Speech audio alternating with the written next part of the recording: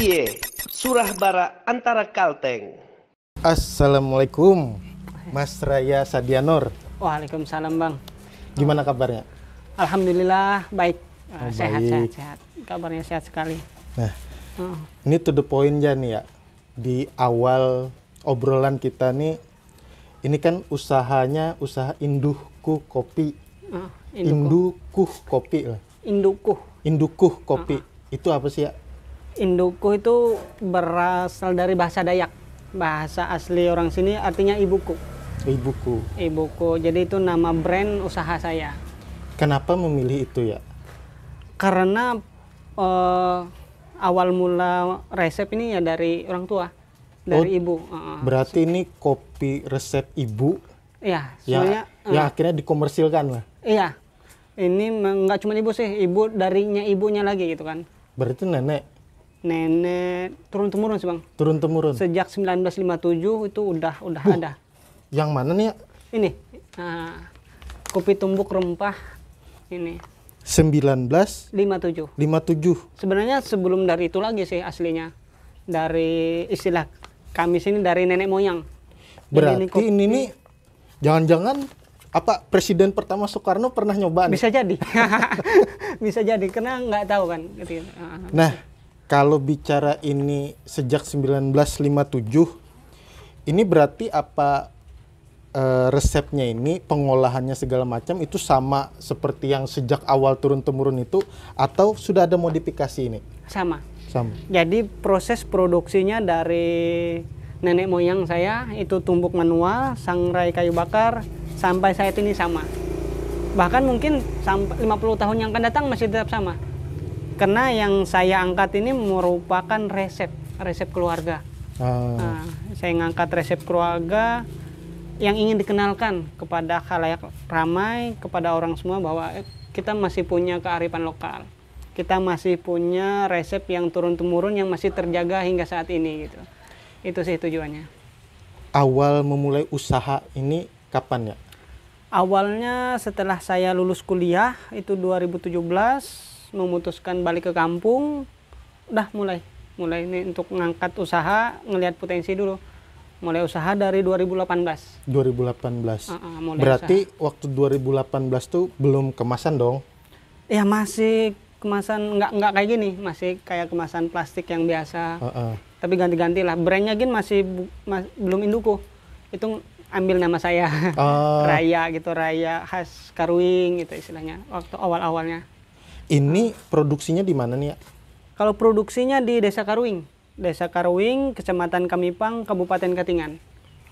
Nah sebentar, kalau kamu kan stay-nya, domisilinya sekarang lebih cenderung di sini lah, di Palangka. Iya, karena mau nggak mau saya harus di Palangka untuk memasarkan produk ini. Nah itu gimana caranya? Ke desa kan cukup jauh, sementara domisili di Palangkaraya itu gimana itu? Jadi kadang-kadang saya harus ke kampung, mantauin produksi. Karena sekarang produksinya udah aman. Udah ada ibu-ibu di desa yang sudah saya berdayakan diberdayakan untuk produksi ini. Jadi sekali produksi itu minimal 4 orang. Jadi ada 4 orang ibu-ibu yang memproduksi kopi ini. Kalau udah selesai produksi, terus dikirim ke Palangka. Di Palangka baru ngemas. Oh, nggak mesti langsung diambil lah, cukup dikirim biasanya? Kirim, karena sudah ada keluarga juga yang sana yang sudah bisa memantau pekerjaan lah, sudah bisa ditinggal. Kalau dulu awal-awalnya harus saya standby, tapi sekarang udah aman. Tapi mantau ke sana tuh sering nggak? Kalau sampai saat ini? Nggak mesti? Paling-paling sebulan sekali. Cuman nih sekarang kena musim banjir dari Agustus sampai sekarang nggak ada produksi. Biasanya 1 bulan sekali produksi, tapi sekarang udah nggak ada. Kenapa nggak ada produksi? Banjir. Oh, desanya kena banjir juga? Desanya kena banjir, tempat produksi saya kerendam banjir juga. Dari bulan Agustus, udah 4 bulan ini. Padahal permintaan datang terus lah? Ada terus, permintaan ada terus. Dan memang kalau saya produksi kan langsung banyak. Kisaran sekitar 80 kilo sekali produksi. Nah jadi stoknya terbatas. Sebenarnya udah bulan-bulan kemarin harus produksi, tapi karena kondisi di lapangannya banjir jadi nggak bisa produksi. Nah sebelum membahas itulah. Ini mumpung ingat karena kan ini karena ngobrol santai nih pikiran nih apa yang ingat itu yang ditanya kayak Iya, gitu. iya. Nah, ini tadi ditumbuk ini mungkin bisa diceritakan ya prosesnya dari awal segala macam itu secara umumnya gimana ini prosesnya? Oke. Proses pembuatannya.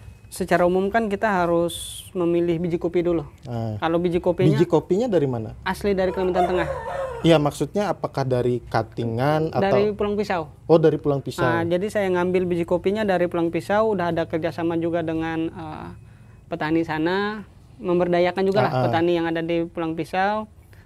Habis itu udah dapat biji kopi, biasanya saya kirim ke kampung. Terus orang tua saya nih, ibu saya nih dia yang menyortir lah, memilah-milah, habis itu membaginya, karena sekali produksi itu per 5 kilo. Jadi dipilah, setelah itu setelah dicampur dengan beberapa rempah-rempah, baru disangrai dengan kayu bakar. Jadi proses penyangraian pun dengan kayu bakar. Setelah disangrai, dikira sudah matang, baru ditumbuk manual. Nah, jadi yang numbuknya biasanya 2 ibu-ibu atau 4 orang. 4 orang numbuk, setelah itu kan diayak, istilahnya diayak itu ngambil yang udah bubuk-bubuk. Nah, setelah itu udah, setelah disangrai, ditumbuk, habis itu diayak, udah dapat bubuk serbuknya, baru nanti dikemas. Berarti semua proses itu tetap tradisional. Tradisional, sangat tradisional. Pernah terpikir nggak untuk modernisasi? Dibantu alat kayak gitu? Memang kedepannya memang harus ada alat, tapi yang tradisional tetap. Yang tradisional jadi itu bukan dijaga. berarti menghilangkan yang inilah. Enggak. Kalau yang tradisional saya memang ada. Kalau yang modern itu yang namanya usaha itu kan harus inovasi. Jadi kita harus ngikutin tren orang. Mungkin nanti endingnya saya harus punya kemasan yang sasetan juga yang kayak sekarang-sekarang kan. Itu misinya juga. Misinya. Itu beberapa target ke depan lah. Target ke depan harus punya induku ini kan harus punya kopi yang ekonomis, yang kemasan ekonomis, yang udah sasetan, itu target saya. Dan itu kan semuanya harus menggunakan alat mesin. Mungkin dari produksinya sampai pengemasan. Kalau ini bicara karakter rasa induku ini gimana ya? Bisa dicoba dulu. Coba dulu. Nah, cuman masalahnya yang nyoba nih kurang bisa membedakan mana karakternya yang enak menurut pecinta kopi. Kalau aku nih biasanya minum kalau aja makan dulu. baru bisa. Berarti suka makan ya? Suka.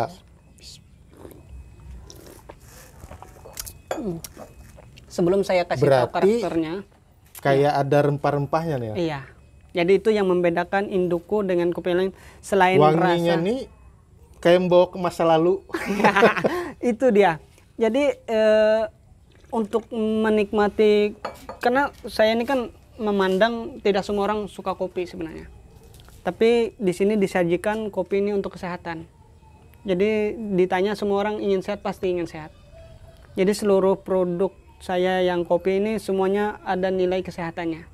Kalau ini yang kopi rempah-rempah, selain membawa kita ke relaksasi dengan aromanya, membawa kita ke masa lalu bagi yang memang orang-orang sini ya.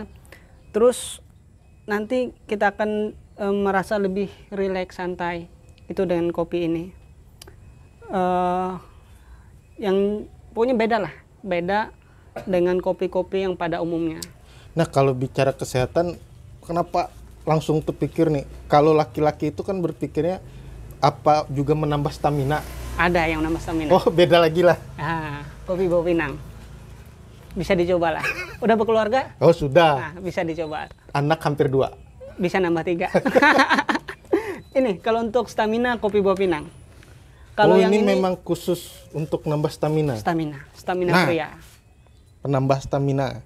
Jos. Nah, ini kenapa ini kalau ini dinamakan kopinang kopi buah pinang? Iya. Oh, karena itu atau apa? Kopi Pinang itu kan singkatan dari kopi buah pinang. Dan memang khasiatnya buat stamina. Karena kandungan pinang itu kan memang bagus buat stamina. Dan bisa dicobalah. Tapi kalau perempuan yang minum gimana? Khusus untuk laki-laki. Oh, khusus. Harusnya disebut di sini ya. khusus laki-laki. Nggak, nanti bisa nanya. Oh, bisa nanya lah. Sebenarnya kita nggak mau membatasi. Oh, Nggak. tapi kalau diminum perempuan pun nggak masalah dong? Nggak masalah, harusnya? nggak masalah. Siapa tahu langsung jadi Resiko laki-laki. tanggung sendiri. Nah, di sini ada berapa jenis kopi yang sudah diproduksi ya? Ada 5. 5. Ada 5 varian kopi yang selama ini dikembangkan dan khasiatnya beda-beda. Ada 5 varian. Kalau yang utamanya yang ini tadi, ini yang resep turun temurun. Terus ada kopi Ada jos. kopi jos atau kopi nang. Ada kopi kayu manis. Nah ini kopi kayu manis. Kopi kayu manis ini bagus buat diabetes. Oh. Ya, karena kandungan kayu manis itu kan memang bagus buat diabetes. Terus ada juga koriander kopi atau kopi ketumbar, itu bagus buat jantung. Tuh kebetulan stoknya habis. Ada juga kopi anise kopi atau kopi adas manis. Itu bagus buat kesehatan mata, bagus buat jantung dan pencernaan juga. Wah, khasiatnya beda-beda. Beda-beda. Jadi setiap varian kopi dia memiliki khasiat dan manfaat yang berbeda-beda. Nah, kalau produksinya sama di desa sana? Semua di Desa Karwing. Produksinya. Cuman kalau biji kopinya apakah sama juga yang digunakan semua yang dari Pulpis? Semua sama. Oh, cuman racikannya yang Racikan yang beda-beda berbeda. lah. Campurannya. Campurannya. Macam. Jadi harus disesuaikan campurannya. Ada standar-standar tertentu. Bisa lah nanti main-main ke sana kan. Oh, siap. Nah, Semoga kapan-kapan bisa on the spot ke sana. siap, harus. Di tempat saya ada tempat wisata juga, jadi cocok lah istilahnya. Nah, bicara kopi ini tadi ya, kan dikatakan bahwa ini sudah memberdayakan para ibu di desa. Nah, yang diberdayakan itu apakah keluarga juga atau tetangga segala macam atau orang di desa sana memang? Seluruh masyarakat khususnya ibu-ibu. Ini sudah hampir 30 lebih ibu-ibu yang gabung ikut saya, istilahnya yang kita berdayakan secara bergantian. Setiap produksi itu kita kasih tahu lah ke ibu-ibu siapa yang pengen. Berarti sistem rekanan kayak gitulah, Ya, atau gimana? Atau by project garap ini sekian kayak gitu? Kalau saya lebih pemberdayaan. Pemberdayaan karena memang itu misi indukku juga untuk memberdayakan masyarakat sekitar, menciptakan lapangan pekerjaan khususnya buat ibu-ibu. Itu misinya. Ini langsung minder nih ya. Soalnya di umur yang segini cuman masih pegawai lah. Sedangkan itu yang lebih muda sudah bisa memberdayakan masyarakat desa. Nah, tapi kan yang menarik itu Raya kamu katakan tadi pasca lulus kuliah ke kampung terus berpikir untuk mengembangkan kopi. Kenapa di saat setelah lulus itu berpikirnya kembali ke kampung sampai akhirnya memberdayakan masyarakat? Bukan malah kayak kebanyakan kan mungkin jadi pegawai, ikut tes CPNS, ikut tes apa. Kenapa seperti itu? Dulu tuh pernah ada 2 alasan sih sebenarnya. Pertama, saya terlalu lama meninggalkan kampung ketika itu. Karena dari SMP saya harus keluar dari kampung untuk sekolah. Oh, SMP sudah keluar dari kampung? Iya, saya SMP-nya Kemana? di Ke Pangkalan. Amerika? Oh, bukan. Bukan. Ya. Masih di sini. Oh, masih di sini. Semoga lah nanti. Di Pangkalan Bun, SMP-nya, SMA-nya di Palangkaraya sampai kuliah. Kok ke Pangkalan Bun? Ada keluarga, ada kakak di sana. Nah, setelah itu kan merasa lama ninggalin kampung. Habis itu Orang tua orang tetap tua di kampung. Oh, tetap di kampung. Dan yang kedua yang membuat miris ketika itu ngelihat kondisi ibu-ibu di kampung dengan umur yang sudah tua, mereka masih harus ke hutan untuk kerja. Di saat usia senja masih harus banting tulang ya? Iya, jadi itu yang membuat saya, apa sih yang harus saya berikan untuk ibu-ibu di sana sehingga di hari tua mereka nggak terlalu ke hutan lagi lah. Nah, itu yang membuat saya Ke merenung. hutan rata-rata kalau masyarakat desa sana apa ya? Ada yang kerja cari rotan, ada yang pokoknya kerja agak kasar lah. Apapun pekerjaan, kayak nyari ikan, cari rotan. Habis itu ada istilah nyari gemur. Yang sekarang nih lagi rame-rame nih nyari garu. Jadi ibu-ibu ya ikut juga. Itu yang membuat saya dulu tuh kepikiran, aduh. Walaupun sebenarnya di Palangkaraya setelah lulus itu ada beberapa tawaran sebenarnya. kayak mau jadi asisten dosen, habis itu mau dibiayain apa tuh usaha, ada beberapa tawaran, cuman setelah merenung lah ceritanya, renungnya panjang, udah diputuskan. Berarti merenung tuh ada gelembungan di sini lah. Ya, pokoknya itu memutuskan itu memang berat ketika itu. Ya udah, setelah perenungannya udah pas di titiknya, udah memutuskan balik ke kampung, ngembangin wisata, ngembangin usaha, dan alhamdulillah sampai sekarang bisa berkembang lah, berkembang setiap tahun. Awal balik ke kampung itu langsung ke kopi atau ada yang dijalanin dulu apa? Ke kampung itu bingung dulu apa yang mau dikembangkan.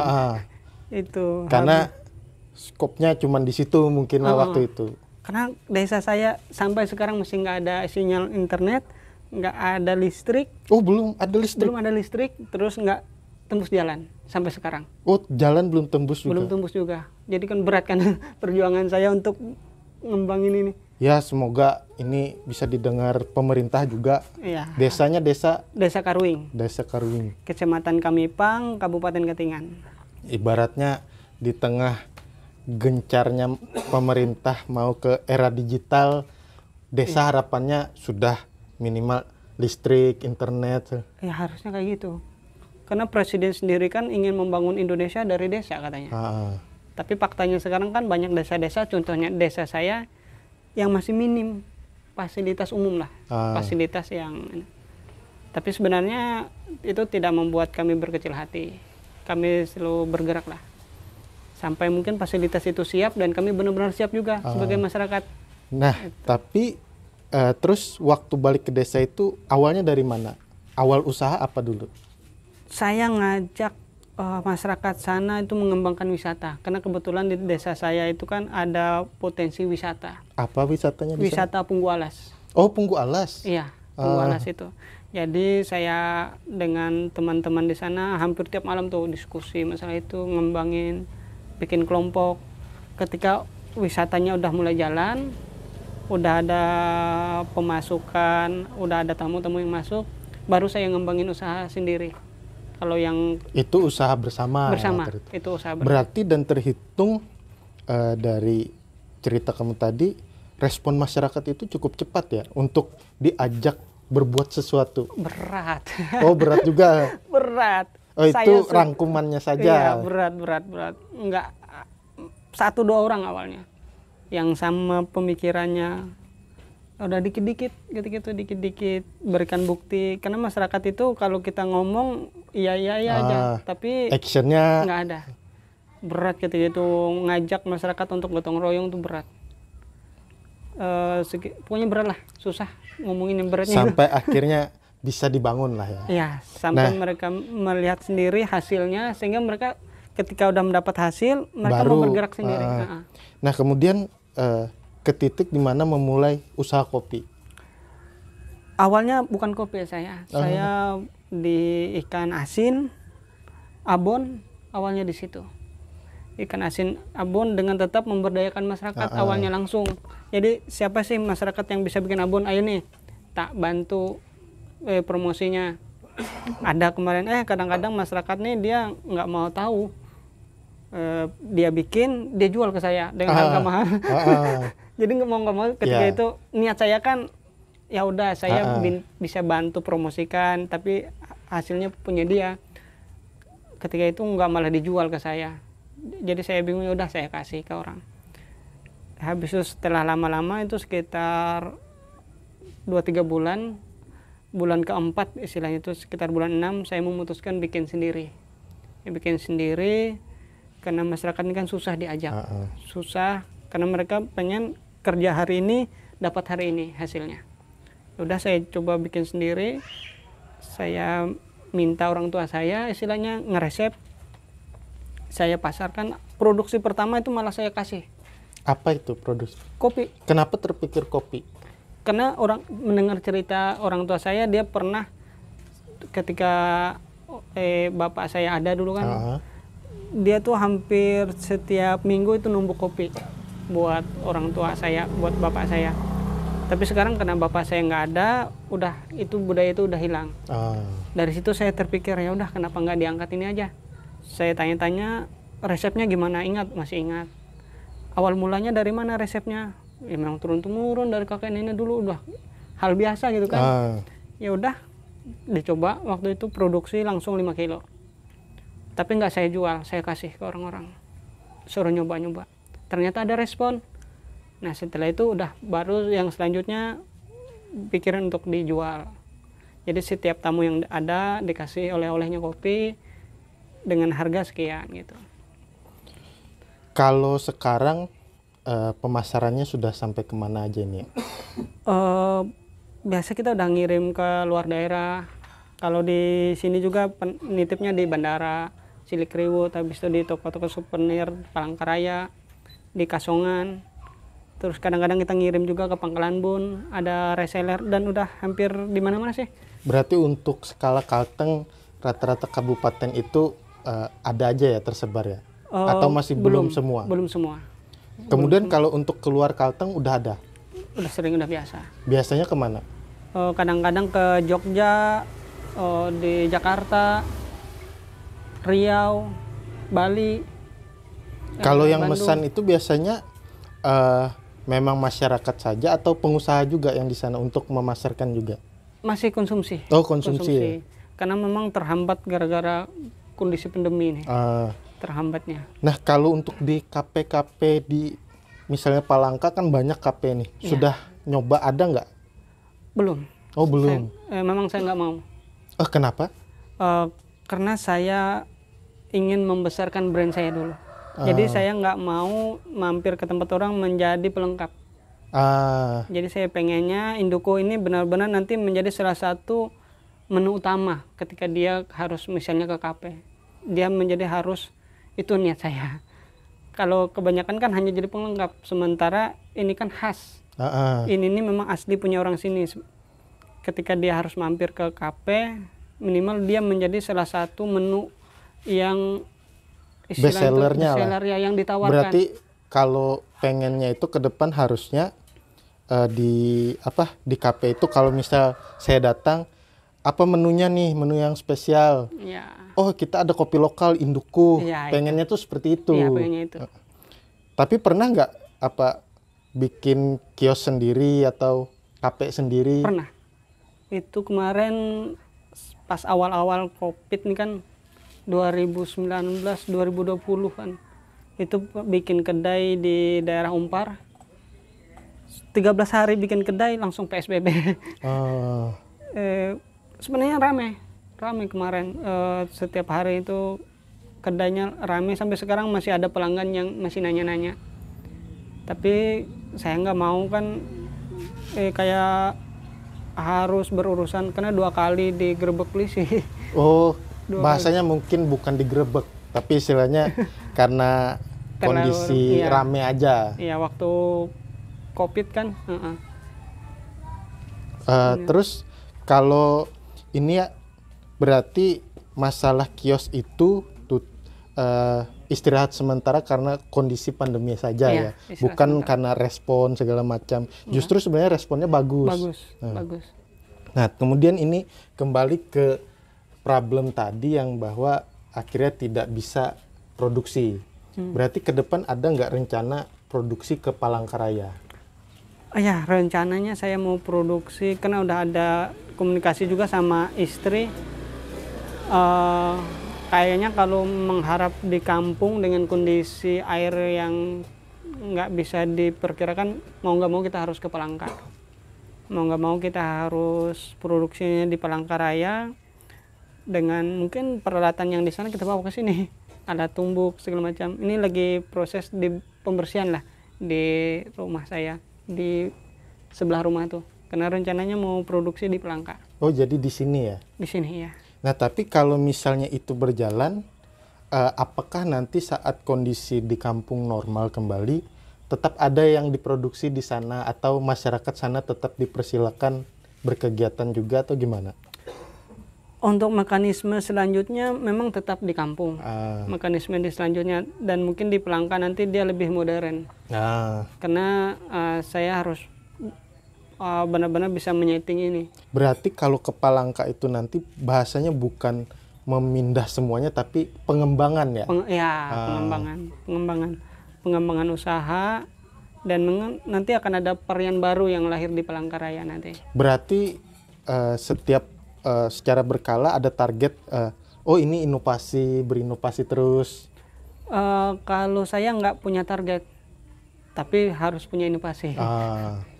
Beda ya, beda. punya target sama punya inovasi. Kalau target saya harus dikejar-kejar, mengejar target, saya nggak mau kayak gitu. Saya santai, slow. Kalau memang sudah waktunya, udah gitu. Nah, kalau bicara ini kan ya, usaha ini pasti selain masalah tadi, kendala lain yang paling krusial apa sih ya kalau selama menjalankan usaha, mengembangkan usaha ini?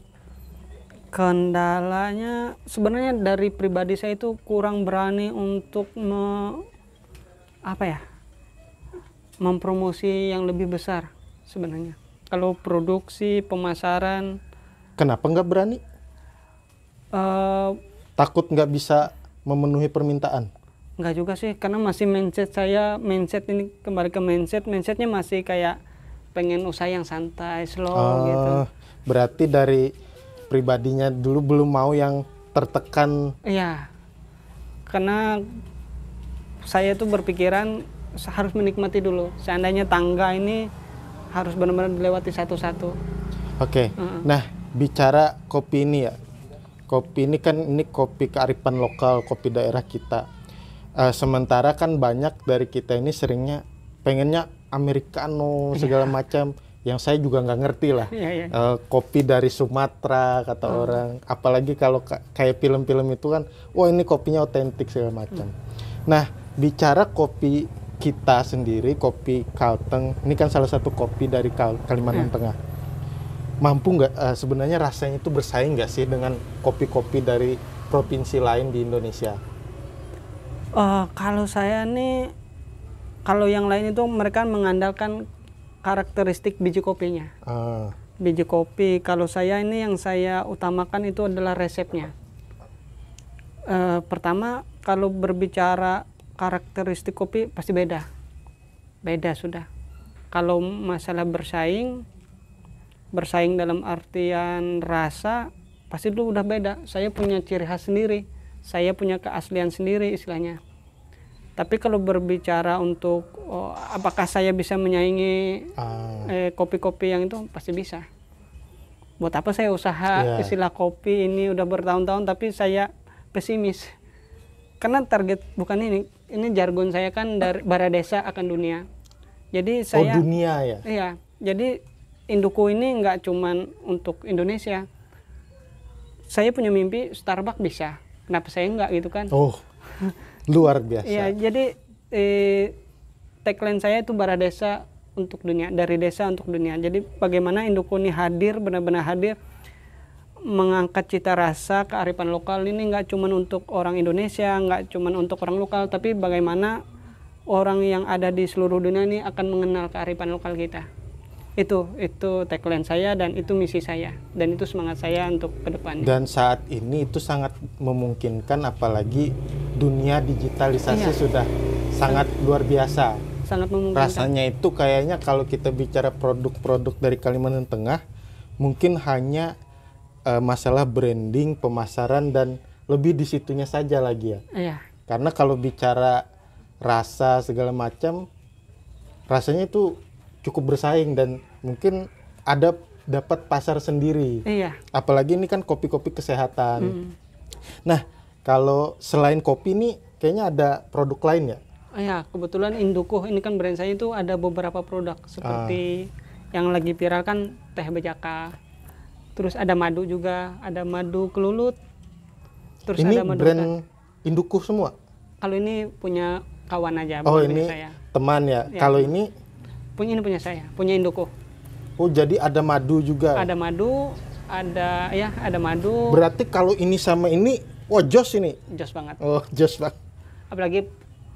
Apalagi ini madu hutan Karwing. Berarti Karwing madunya dari hutan. Iya, madu hutan. Karwing itu kan nama desa saya. Dan ini beda madunya. Ini kelulut.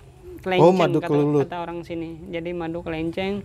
Ini lebih agak asam-asam karakteristiknya. Dan kalau nggak salah saya pernah kami ya pernah bikin beritanya katanya Pemda Katingan itu juga mulai melirik pengembangan Ya, madu kelulut ya, Madu kelulut, karena potensinya cukup bagus ya.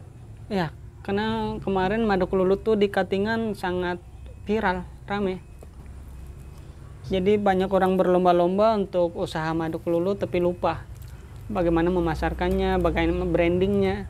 Nah sedikit ya, ini kalau saat ini kalau katakanlah dalam sebulan rata-rata memenuhi pesanan berapa ya? Kalau pemesanan omsetnya aja sih, Omsetnya per bulan kadang-kadang bisa, kalau banyaknya tembus 25, kalau yang lagi 25 minim apa? juta. 25 juta. Jadi kalau minim-minimnya 10, 15. Nah kemudian harganya variannya dari berapa sampai berapa? Nah, kalau yang kopi tumbuk ini 30 ribuan, 30.000 berapa gram? 100 gram. 100 Ini gram. harga pasaran. Ah. Jadi harga, nanti ada harga Kalau reseller, harga reseller beda lagi. Kalau yang lain mungkin rank harganya Ini 50 ribu. 50.000. Cuma 50 ribu untuk teh bajak murni. Kopi lainnya sama juga. Kalau yang kemasan 100 gram 30 ribu. Kalau kemasan kecil kayak gini 10 ribuan. Oh 10.000. Nah kalau yang kayak gini ini 75 ribu. Kalau madunya. Waduh.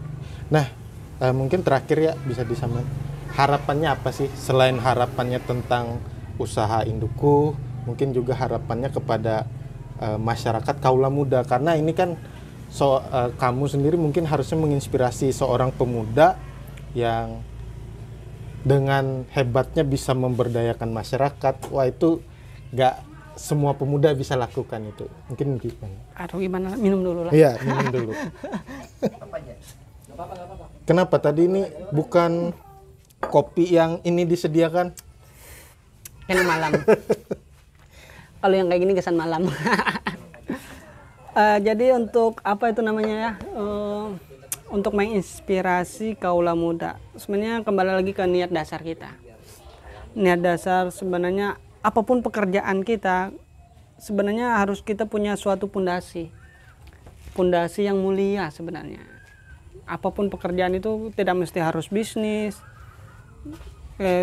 Apa sih pondasi kita? Tujuan kalau kita mohon maaf hanya untuk profit ya nggak selesai.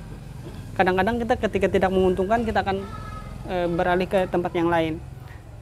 Jadi saran saya apapun usahanya kembali lagi ke niat dasar. Misalnya untuk kalau saya kan memang awalnya untuk memberdayakan masyarakat, menciptakan lapangan pekerja. Jadi setiap usaha saya itu menjadi kadang-kadang ketika saya down, ketika saya harus kayak rugi sekian gara-gara nggak laku-laku, saya kembali lagi ke niat saya. Oh kalau saya selesai usaha ini artinya saya memutus harapan ibu-ibu yang di desa saya yang selama ini menaruh harapan kepada saya. Jadi saya harus semangat lagi. Nah kayak gitu juga seandainya rekan-rekan, sebenarnya apapun pekerjaan kalian, apapun hobi kalian itu ditekuni dan harus punya niat dasar yang mulia. Saran saya itu niat dasar, misalnya untuk biar orang tuanya bisa umrah istilahnya. Jadi bekerja kita ketika ada masalah di pekerjaan kembali lagi, oh aku bekerja ini biar bisa nabung, biar orang tua saya bisa umrah. Bisa semangat lagi. Atau mungkin biar bisa bangun rumah sehingga nanti bisa menampung anak yatim istilah atau apa. Itu kan bagus niatnya. Jadi itu jangan hanya profit ya. Iya, kalau kita mikir profit, ketika dia sudah tidak menguntungkan, kita akan kembali ke yang atau beralih ke yang lain. Sementara kita kalau mau jadi orang yang sukses, kata orang-orang kan harus tekun dalam satu bidang. Kita tekuni bidang yang minimal yang kita sukai apa. Kalau saya kan hobinya bisnis, ya udah saya tekunin, walaupun nggak sesuai dengan jurusan saya. Misalnya abang suka masalah media, ya udah tekunin. Tapi niatkan mungkin untuk mengangkat kearifan lokal saya istilah. Jadi itu. Jadi dengan saya di media nanti bisa mengangkat lagi kearifan lokal yang ada di Kalimantan Tengah biar bisa lebih mendunia. itu kan niatnya mulia. Jadi ketika ada hambatan atau ada apa-apa, bisalah nanti kembali lagi ke niat dasarnya. Itu aja sih kalau menurut saya. Siap. Nah ya, kalau bicara produk ini kan pengennya go to internasional, Ya. ke dunia lah, dari desa ke dunia. Nah bicara produknya, bagaimana tentang keamanannya? Mungkin istilahnya, apakah sejauh ini selama ini banyak orang yang konsumsi, gimana responnya? Apakah ada yang merasa kurang pas atau bagaimana? Oh ya. Nah, untuk berbicara aman atau tidak, alhamdulillah sampai sekarang Induku ini udah memiliki sertifikat PIRT dari Dinas Kesehatan. Dan juga kalau untuk yang kopi-kopi ini sudah ada uji lab. Oh, sudah uji lab ya? Uji lab, dan itu di uji labnya bahwa bisa dikonsumsi. Bisa dikonsumsi, tidak mengandung bahan yang berbahaya. Nah, jadi udah ada uji labnya kemarin melalui Dinas Kesehatan Kabupaten Katingan yang diuji langsung di BPOM. Nah, untuk izin edarnya kita udah memiliki izin PIRT. Untuk kayak kopi, madu, udah izin PIRT. Dan untuk logo juga kita sudah mengajukan ke HAM. Izin brandingnya udah kita ajukan ke HAM. Dan memang karena ini kan usahanya masih skala kecil, memang nanti kita harus untuk ke nasional kan banyak lagi izin-izin yang harus izin yang harus dilengkapi. Dan itu sekarang saya utamakan izin. Kita juga untuk izin berusahanya kita udah punya NIB juga, nomor induk berusaha itu dari kementerian. Nah, untuk kayak keluhan selama ini khususnya Kupinang, banyaknya bilang jos, tahan lama bro. Biasanya sekian menit, sekarang udah agak lama. Ada kawakah istilahnya tuh, dilawasi lagi. Sabar. Itu berarti responnya positif ya? Positif. Nah, memang kadang-kadang ya yang namanya pelanggan ini dia pengen itu lebih terus. Ya, jadi tapi tetap. Oh, itu bukan masalah pelanggan ya, itu yang konsumsi. Iya. Berarti ini harusnya ke sini.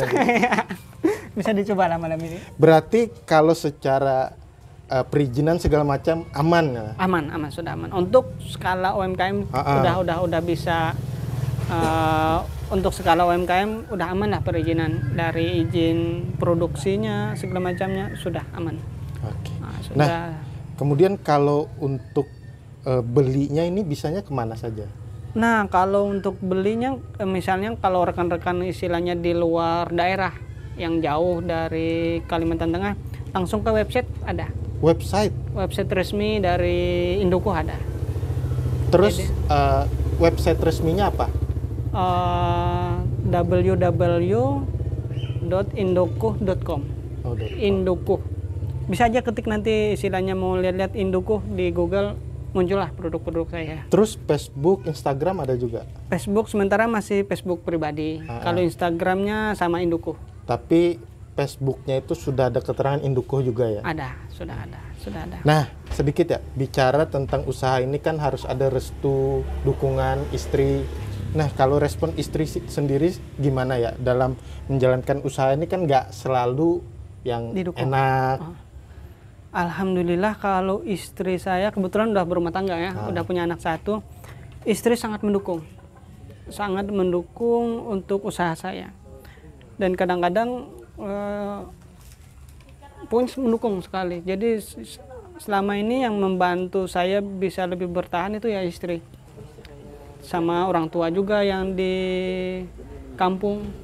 Jadi sekarang kan karena dukungan mereka lah saya masih bisa survive gitu. Bisa melihat potensi-potensi atau peluang-peluang lain Indukuh ini mau dibawa kemana. Karena tadi kayak produksi udah aman, udah ada keluarga. Habis itu untuk kayak ngecek stok, habis itu segala macam itu kan pokoknya istri. Pokoknya semua didukung ya? Didukung. Sekarang, kalau dulunya enggak sih. Oh, awalnya sempat? Awalnya enggak, ya jelas lah. Masa istilah kalau awal-awal sebelum merintis ini enggak didukung. Kalau sekarang udah sangat didukung, karena sudah kelihatan hasilnya. Kalau dulu gimana tuh awal-awal meyakinkan tuh? Saya ngeyel. Dulu tuh bukan nggak bisa diyakini, tapi bukti. Dulu kan nggak didukung kayak gini. Masa lama-lama kuliah, sekolah, lulus mau jadi penjual kopi? Kan itu kan paradigma. Retorika lah ya. Iya, istilahnya. Tapi ya udah saya buktikan dalam beberapa waktu ketika sudah ada hasil. Yaudah, jadi mau nggak mau. Jadi caranya itu memang kasih bukti, kasih hasil dulu. Ya, kalau kita ngomong nggak ada habisnya. Nah ya, sedikit modal awal memulai usaha ini dari berapa sih? Kalau modal awalnya justru dulu kan lupa sih berapa modalnya. Karena waktu pertama kali produksi itu saya kasih 5 kilo produksi. Nyampe nggak jutaan, puluhan juta? Nggak nyampe puluhan juta. Jutaan aja. Di jutaan ya? Jutaan aja. Berarti modal awal di uang jutaan rupiah dan keyakinan ya? Yang paling kuat keyakinan. Kalau modalnya itu nomor sekian lah. Karena kalau nggak yakin menjalankan usaha susah juga ya? Iya, nggak. Modalnya yakin, ya harus yakin. Ya. Harus yakin. Modalnya dengan sendirilah. Seberapapun modalnya yang penting yakin. Mungkin itu dulu ya Oke, ngobrol-ngobrol siap. kita kali ini. Oke, Kawal Antara. Itu tadi obrolan kita yang harusnya sangat menginspirasi. Karena ngobrol dengan seorang pengusaha muda yang ingin bara desa Akan dunia. akan dunia. Dari desa menuju dunia. Ya itu. Mungkin isinya. itu silakan tonton dan jangan lupa beli produknya. Apalagi yang ini. Katanya jos campur madu. Sampai jumpa. Ya, terima kasih. Tuh Surah Bara Antara Kalteng.